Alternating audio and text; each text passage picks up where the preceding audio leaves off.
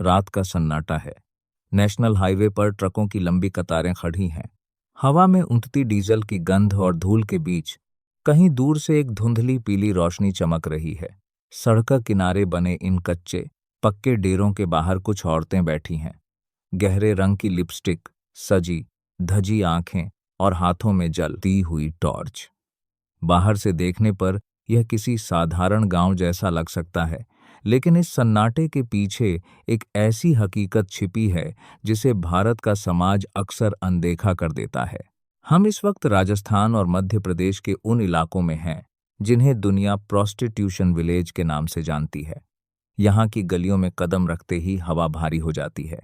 यहाँ की हर दीवार, हर दरवाजा एक ऐसी कहानी कहता है जो मजबूरी, परंपरा और सिस्टम की नाकामी से बनी है। यहाँ औरतें अपनी मर्जी से नहीं, बल्कि एक ऐसे चक्र में फंसी हैं जो सदियों पुराना है।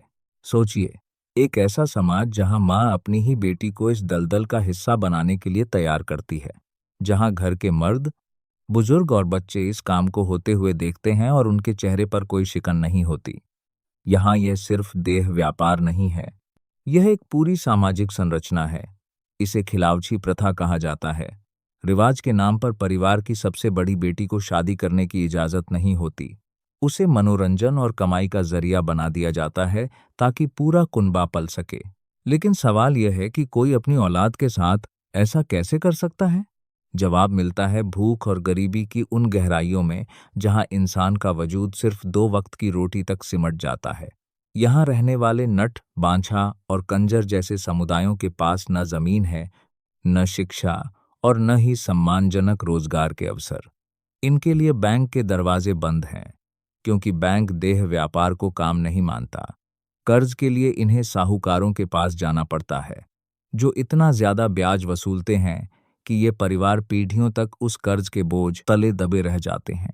सस्पेंस तब गहराता है जब हम इतिहास के पन्ने पलटते हैं। यह अंधेरा आज की पैदाइश नहीं है। इसकी जड़ें 1871 के ब्रिटिश काल के क्रिमिनल ट्राइब्स एक्ट में दफन है। अंग्रेजों ने इन घुमंतू जातियों को जन्मजात अपराधी घोषित कर दिया था। उनके पारंपरिक रोजगार छीन लिए गए और उन्हें बस्तियों में कैद कर दिया गया। समाज ने उन्हें दुत्कारा, सिस्टम ने उन्हें नकारा और अंत में सर्वाइवल के लिए इन समुदायों की औरतों को अपनी देह का सौदा करने पर मजबूर होना पड़ा। जैसे जैसे हम हाईवे के अंदरूनी इलाकों में बदते हैं, हकीकत और भी खौफनाक होती जाती है। सैयद कॉलोनी जैसे इलाकों में कैमरा ले जाना मौत को दावत देने जैसा है। यहाँ हर मोड़ पर निगाहें आपका पीछा करती हैं। यहाँ का नेटवर्क इतना मजबूत है कि एक अजनबी की आहट भी पूरे गांव को चौकन्ना कर देती है। लोग बताते हैं कि यहाँ सिर्फ गांव की लड़कियां ही नहीं हैं, यहाँ एक ऐसा काला सच भी है जिसे सुनकर रूह कांप जाए। Human trafficking. भारत में हर 8 मिनट में एक बच्चा गायब होता है और उनमें से ज्यादातर छोटी बच्चियां होती हैं। इन डेरों के पीछे एक ऐसा नेक्सस काम करता है जो दिल्ली, मुंबई और कोलकाता जैसे बड़े शहरों से बच्चियों को खरीदकर या अगवा करके यहाँ लाता है। उन्हें बांछा या कंजर समुदाय की पहचान दे दी जाती है और उनकी असली पहचान हमेशा के लिए मिटा दी जाती है। डीएनए टेस्ट में कई बार इन बच्चियों का मेल उनके कथित माता पिता से नहीं होता। यह वह डार्क रियलिटी है जिसे रिवाज के पर्दे के पीछे छिपाया जाता है। आंकड़े बताते हैं कि मध्य प्रदेश लापता महिलाओं और बच्चियों का हब बनता जा रहा है। पिछले 3 सालों में 31 शून्य से ज्यादा महिलाएं गायब हुई हैं। रोजाना औसतन 28 महिलाएं और 3 लड़कियां लापता हो रही हैं। इनमें से 75% नाबालिग होती हैं। इन मासूमों को अक्सर इन्हीं हाईवे सेटलमेंट्स में धकेल दिया जाता है, जहां इनकी कमर्शियल वैल्यू तय की जाती है। यहाँ का अर्थशास्त्र भी बड़ा अजीब है। एक तरफ जहां 300 से 500 रुपए में जिस्म का सौदा होता है, वहीं इन समुदायों में लड़के की शादी के लिए लड़की वालों को 20 से 40 लाख रुपए तक नकद देने पड़ते हैं। इस मोटी रकम को जुटाने के लिए घर की लड़कियों को सड़कों पर खड़ा होना पड़ता है। यह एक ऐसा जाल है जिससे निकलना लगभग असंभव है। खतरा सिर्फ सामाजिक नहीं, शारीरिक भी है। असुरक्षित यौन संबंधों की वजह से यह पूरी बेल्ट एचआईवी एड्स का हॉटस्पॉट बन चुकी है। स्टडीज कहती हैं कि यहाँ की लगभग 15 से 16% सेक्स वर्कर्स संक्रमित हैं, लेकिन सामाजिक कलंक और इलाज की कमी के कारण वे तिल तिल कर मरने को मजबूर हैं। सरकारों ने जाबाली जैसी योजनाएं बनाई, एनजीओ ने कोशिशें की, लेकिन बदलाव की रफ्तार बहुत धीमी है। समाज आज भी इन लोगों को अपनाने को तैयार नहीं है। स्कूल में इन बच्चों के साथ कोई बैठना नहीं चाहता।